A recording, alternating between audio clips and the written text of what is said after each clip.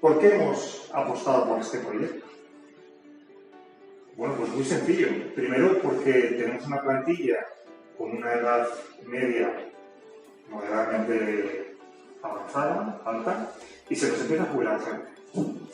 Y tenemos el privilegio de contar con gente que ha estado trabajando con nosotros pues prácticamente toda su vida, más de 30 años, y gente incluso con más de 40 años.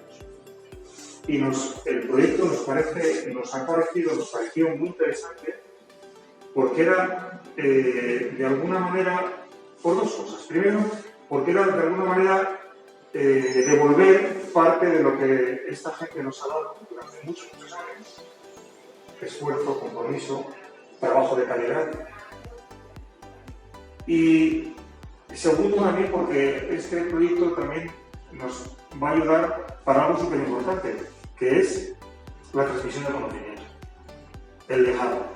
Una vez finalizados estos talleres, estas 4 jornadas que hemos tenido dentro de la empresa, estamos muy contentos porque las 10 personas que han participado están altamente satisfechas. Nosotros también vemos que eso está de alguna manera dejando un pozo dentro de la empresa, en sus equipos y en sus compañeros.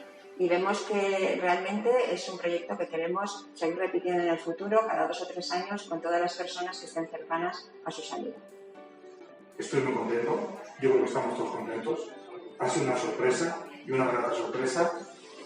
Y es más, si Dios quiere, repetiremos.